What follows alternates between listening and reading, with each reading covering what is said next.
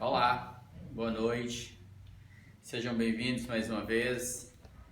Vamos nesse instante, com satisfação, com alegria no coração, iniciar o capítulo 6 da carta de Paulo aos Romanos. E eu te convido aqui a estar o coração, reunir quem estiver próximo de você aí, para nós lermos e aprendermos e discutirmos aqui o capítulo 6. Então, abra sua Bíblia. Coloque seu coração diante de Deus, peça o Espírito para te iluminar, te ensinar a palavra, e no final nós estaremos orando, colocando todas as nossas causas diante de Deus, nossos pedidos de oração diante de Deus e clamando aos céus o socorro, porque é do alto que vem o socorro. A gente olha assim no horizonte e a gente vê o mundo desabando ao nosso derredor, né? E a gente pergunta, de onde me virá o socorro? Aí a gente responde para a gente mesmo, meu socorro vem do Senhor que criou os céus e a terra. Não é do Egito, não é da Síria, não é da Babilônia, não é deste mundo. O nosso socorro não vem do homem, porque no dia que ele morre, sai-lhe o Espírito e morrem todos os seus desígnios. A nossa esperança está no Senhor. Capítulo 6, quando se fala de graça, justificados, pois, mediante a fé, a pergunta que Paulo vai responder agora, que a pergunta que ele vai fazer de retórica e vai responder, é justamente essa que para no coração de muita gente. Acaba-se a lei, eu estou debaixo da graça. Então, onde aumentou o pecado, superabundou a graça. Então, vamos pecar, porque quanto mais eu peco, mais graça eu recebo.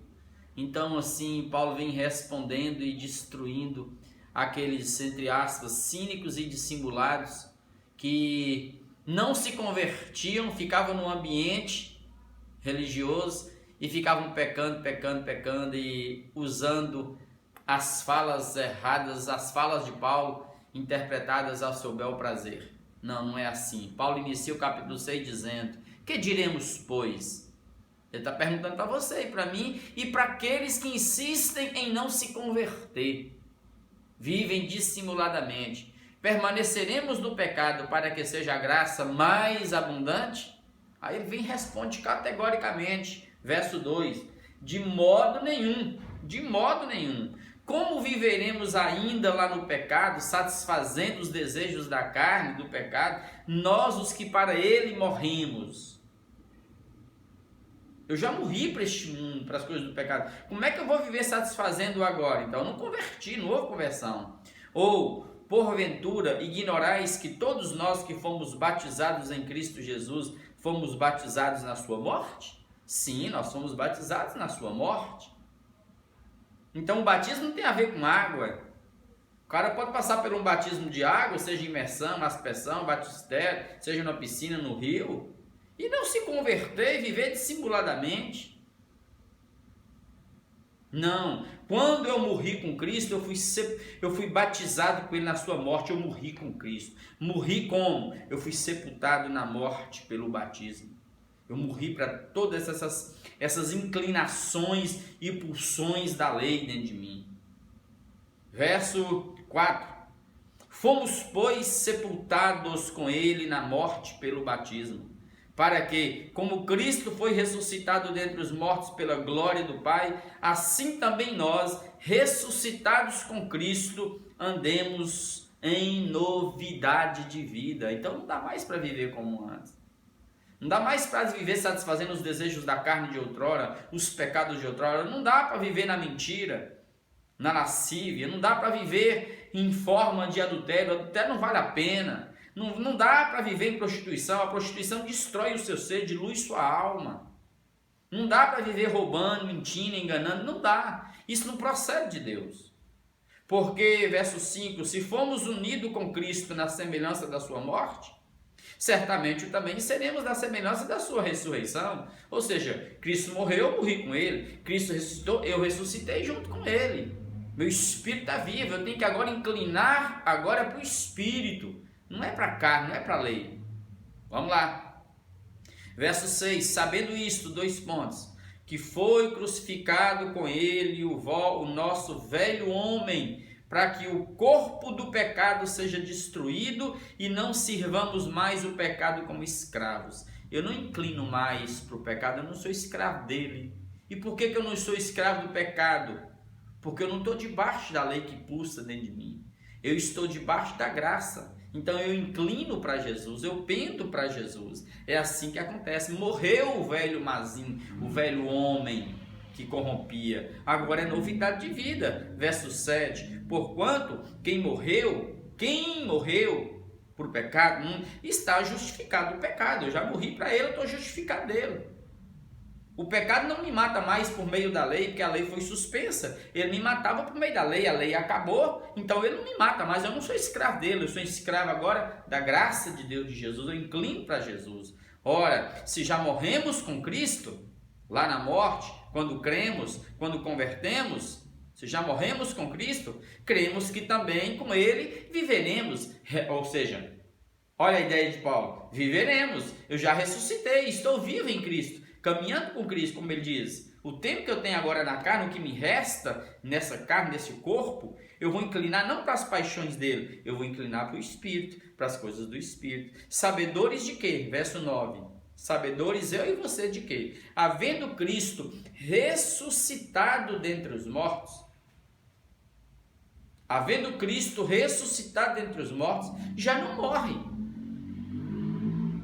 Acabou. Não vai ter mais cruz, não vai ter mais morte, é uma única vez. A morte já não tem domínio sobre ele e muito menos sobre nós, porque nós já ressuscitamos com ele. Então a morte já não nos apavora, já não nos mata. A morte morreu na cruz, acabou. Pois, verso 10, quanto a ter morrido, de uma única vez, somente uma, de uma só vez para sempre morreu para o pecado. Mas quanto a viver, Cristo vive para Deus. Então eu agora também vivo para Deus junto com Cristo. Assim também vós, eu e você, hoje, considerai-vos mortos para o pecado, mas vivos para Deus em Cristo Jesus. É simples assim. Então se eu estou em Cristo, não dá para viver na prática do pecado, porque o pecado sobrevive por meio da lei. Como a lei foi suspensa, acabou. Morreu, não tem mais expulsão. Todo o meu ser agora vai ser entregue e devolvido a Deus, para me viver em novidade de vida. Não reine, portanto, o pecado em vosso corpo mortal. Então, o pecado não reine, não domine o seu olhar, suas mãos, seus pés, os seus órgãos sexuais, não domine sua língua, os seus pensamentos, seu coração. Não deixe o pecado dominar esse corpo mortal, de maneira que obedeçais às suas paixões, às suas concupiscências. Não faça isso. Não tem como. Nem ofereçais, nem eu nem você, não ofereça os membros do seu corpo ao pecado como instrumentos de iniquidade, mas oferecei-vos a Deus como ressurretos dentre os mortos. Está vendo? Morri com Cristo pelo batismo, ressuscitei com Ele. E os vossos membros todos a Deus como instrumentos de justiça. Então eu não vou entregar o meu olhar agora à lascívia. Eu não vou entregar meus pensamentos agora às imundícies, às fantasias sexuais malignas. Eu não vou entregar minhas mãos à morte, a matar, a destruir. Eu não vou fazer com que os meus pés andem para a corrupção, para derramar sangue. Eu não vou fazer com que os meus órgãos sexuais sejam instrumentos de prostituição, de adultério, de morte. Não. Eu não vou permitir que o meu ventre, o meu intestino seja o meu Deus. Não. Eu não vou permitir que minha língua seja instrumento da mentira. Não. Eu vou usar tudo isso aqui agora, entregar a Deus para ser instrumento de justiça, para praticar o bem no coração do outro. Porque o pecado não terá domínio sobre vós, já morreu. Pois não estamos debaixo da lei, e sim da graça, diz o verso 14, é justamente isso. Então, você percebe que olha e entenda agora por que Cristo morreu. Ele suspendeu a lei teve que ser suprimida. A lei não é mais sua pulsão. Então, se não tem lei, não tem mais pecado, então eu inclino para Deus. E essas paixões que brotam dentro de mim, eu vou crucificando. É assim que acontece, porque eu ainda estou no corpo de morte. Eu peco todo dia, mas o pecado já não me domina, porque eu sei que eu estou debaixo da graça. E daí? Diz o verso 15, e daí? Havemos de pecar porque não estamos debaixo da lei e sim da graça? É a mesma pergunta do verso 1. Mudou um pouquinho a linguagem. E daí, meu irmão, minha irmãzinha? Você vai viver entregue ao pecado aí agora, dizendo que é de Cristo? Não. Porque você está debaixo da graça e não está debaixo da lei, você não pode pecar mais. Muito pelo contrário, de modo nenhum ele já responde. Não sabeis que daquele, grava, não sabeis vós, que daquele a quem vos ofereceis como servos para a obediência, eu entrego-me a Deus como servo, doulos, escravo de Cristo, para a obediência desse mesmo a quem eu obedeço. Sois servos? Então pronto. Então agora, seja do pecado para a morte, ou da obediência para a justiça. Não tem, ele está fazendo uma pergunta. Eu agora, ou eu sou servo de Deus, para viver em novidade de vida através da graça em Cristo, ou eu sou servo do pecado e vivo tentando satisfazer os desejos carnais, ou uma coisa ou outra. Não existe meio termo aqui. É mais ou menos eu morri. Não tem três caminhos. Não existe Elíseos, Limbos e Tártaros. Como diz a ideia de céu para os gregos. Não. Ou é céu ou é inferno. Não tem limbos. Não tem purgatório. Não tem uma terceira opção. É assim que tem que ser. Verso 17. Olha aqui, ó. Mas graças a Deus. E aí eu quero agradecer a Deus junto com você. Pela cruz, por Cristo. Por Deus ter se entregado por mim, morrido no meu lugar, porque eu não tinha como me salvar. Estava condenado, morto.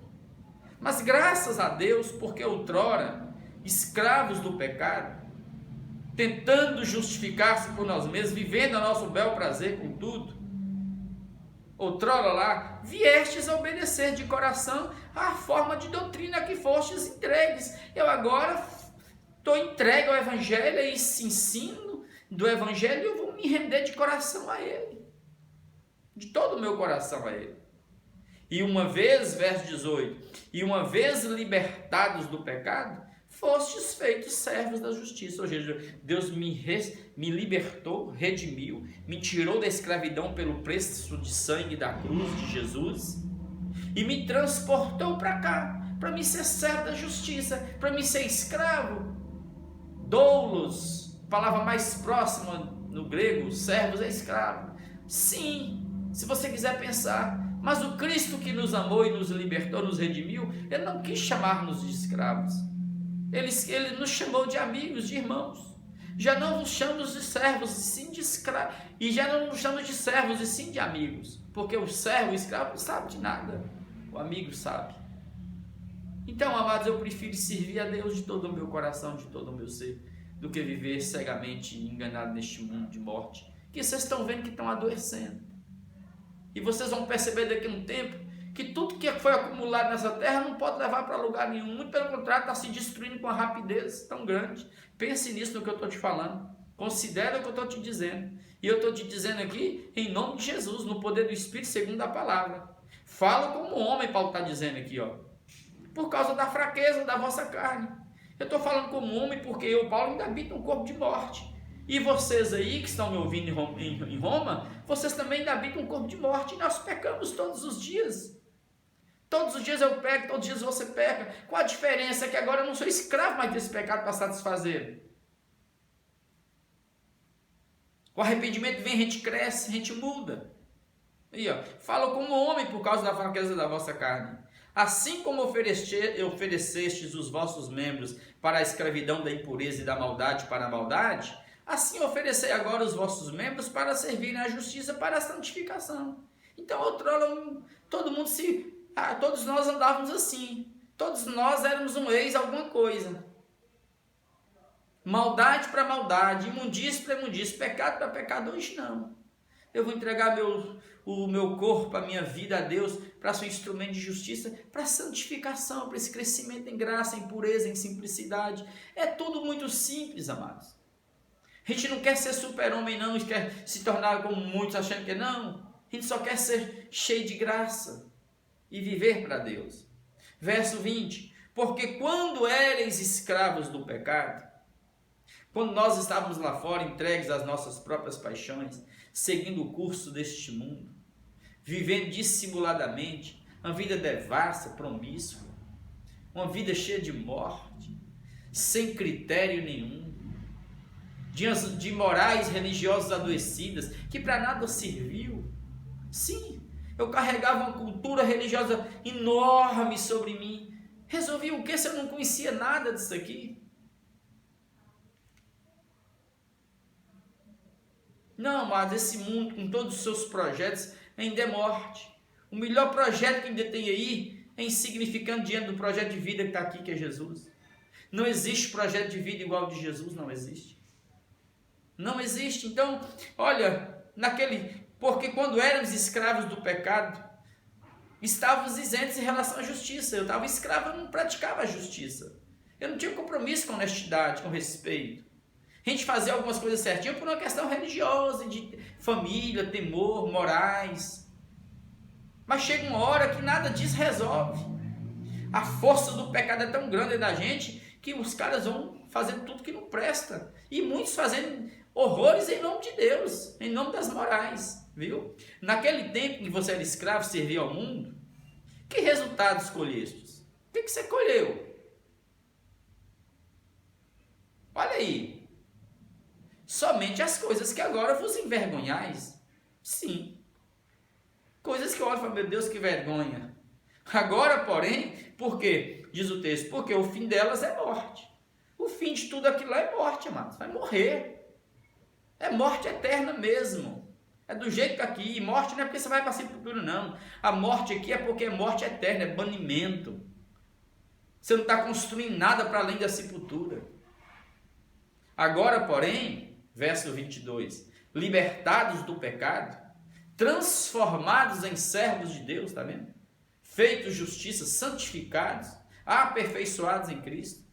Estou no verso 22 ainda. Nós agora temos o nosso fruto para a santificação, para as coisas que engrandecem, que são louváveis, que são puras, que são nobres, que são dóceis, que são amáveis, que são benéficas, que são construtivas, que são amorosas, que são justas. Então a minha mente, o meu ser, tudo vai ser ocupado com essas coisas. Nós temos o nosso fruto agora para a santificação. E por fim, quando nós chegarmos no tempo nosso aqui nessa dimensão, aí diz o texto, a vida eterna. A vida eterna me habita, mas eu ainda estou vivendo aqui no corpo. Mas o dia que eu morrer, ou acontecer ou eu for abduzido, arrebatado, o que acontecer primeiro eu não sei, é vida eterna com Deus, porque eu entesourei para os céus. Verso 23, olha, grava esse versículo, não tem como fugir disso aqui, ó.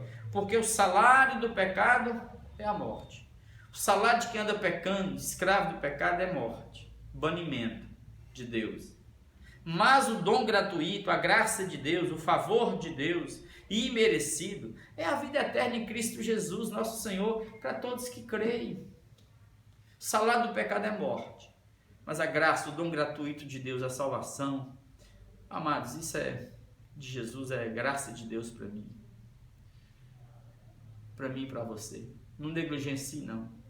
Esses textos de Romanos nos ajudam a enxergarmos. Então eu olho para mim e olho para você agora. Belisca aí. Dói. Você sente angústia. Você sente medo, sente isso, sente aquilo, adoece. Olha, vamos envelhecendo porque eu estou um corpo de morte. Eu peco, você peca. Não cai nessa onda de que crente não pega. Isso é mentira, isso é coisa do cão. Agora o que Paulo está dizendo? É que a lei foi suspensa, eu não sou mais escravo do pecado, porque o pecado não tem mais a lei para me matar. Eu estou debaixo da graça. Então eu vou crescendo aqui em Deus com a consciência no Evangelho, imitando Jesus. Sem pecar não, pecando mesmo, errando, mas levantando, recomeçando. Então em nome de Jesus, recomeça a sua vida aí. Levanta e anda, sai do pó. Você que está aqui, ali, longe, em outro lugar, em outro país aí, talvez sozinho, sem quase ninguém. Você que está abatido, triste, sem comunicação, sem ninguém te entender. Entregue-se a Deus aí, fala, Deus me levanta aqui. E anime-se, e levante também, não fica prostrado não. Em nome de Jesus, vamos orar agora. Coloque sua casa diante de Deus agora aí.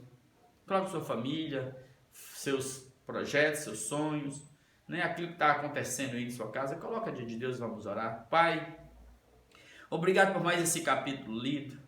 Nós queremos agora clamar a Ti por nós, nossos filhos, nossas casas, nossos casamentos, e Te pedir que o Senhor nos dê amor, graça, sabedoria, que o Senhor nos ensine a crescer no Senhor, no Evangelho, que agora, Pai, todo esse corpo, Pai, no tempo que ele ainda tem aqui nessa dimensão, ó Deus, ele Te sirva de todo o coração em amor no próximo. Então cura-nos, Pai, de todas as doenças que estão acumuladas em nós, doenças em nós que nós nem sequer sabemos que existem, tira de nós, doenças na alma, no espírito, no corpo, aquelas que foram somatizando, tira.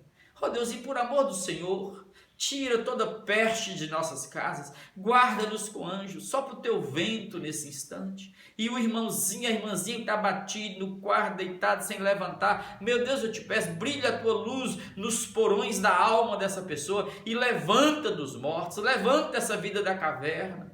Ó Deus, aquele que não tem tido ânimo para trabalhar, desperta, Pai, para trabalhar, para andar, para movimentar, para se alegrar, para pular, para celebrar a vida em Cristo Jesus, apesar de todas as tribulações. Abençoe, Pai. Abençoe o nosso vale, abençoe o vale de Quitionha, abençoe os prefeitos, abençoe nossos líderes, nossa nação, abençoe as nações, derrama sobre nós a Tua paz. E eis-nos aqui como servos do Senhor. Que o Teu Espírito, Pai, nos use para a Tua glória e para o Teu louvor. É assim que nós oramos gratos por tudo, tudo. Em nome de Jesus. Amém, amém e amém.